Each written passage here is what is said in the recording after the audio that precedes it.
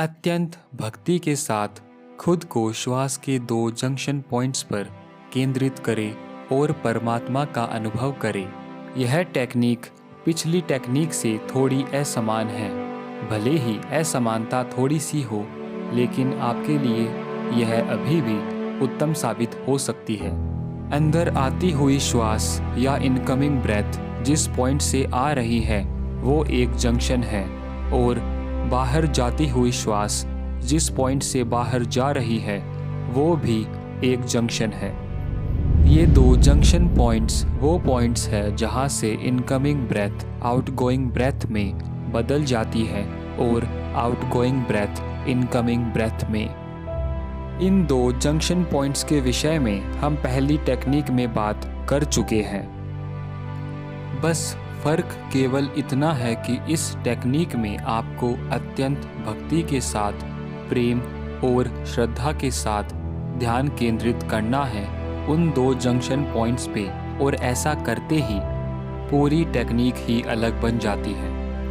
A single word makes a great difference. First technique में भक्ति का कोई सवाल ही नहीं था, वह मात्र साइंटिफिक टेक्निक थी। तुम प्रयोग करो और वह काम करेगी। कई लोग ऐसे हैं जो वैज्ञानिक प्रवृत्ति के नहीं हैं, क्योंकि वो लोग हृदय की ओर झुके हैं। जो भक्ति करना जानते हैं, ऐसे लोगों के लिए यह असमानता अच्छी है। भक्ति तो किसी के प्रति होती है, फिर चाहे वो कृष्ण हो या जीसस क्राइस्ट, लेकिन तुम्हारे स्वयं के प्रति, श्वास के 2 संधि स्थलों के प्रति भक्ति कैसे होगी?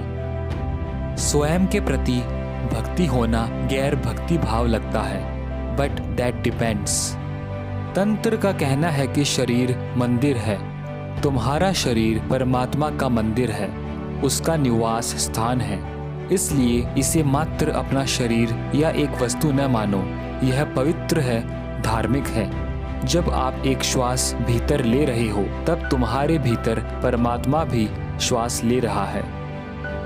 Look at it in this way. आप चल रहे हो, खाना खा रहे हो, तो आपके अंदर परमात्मा भी वह सब कुछ कर रहा है। जब आप इस तरह खुद को ट्रीट करते हो तो ये सारी चीजें भक्ति बन जाती है। आप अपने शरीर को कुछ भी मान सकते हो, उसके साथ कैसा भी व्यवहार कर सकते हो।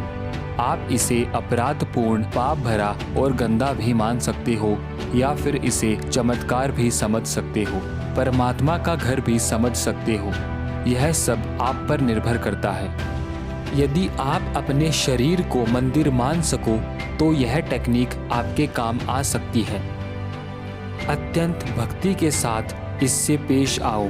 चाहे आप भोजन कर रहे हो, स्नान कर रहे हो, कितनी साधारण बात है, लेकिन यह न सोचो कि तुम ये सब कर रहे हो, बल्कि सोचो कि परमात्मा तुमसे भोजन कर रहे हैं और आप में होने वाले परिवर्तन को देखो।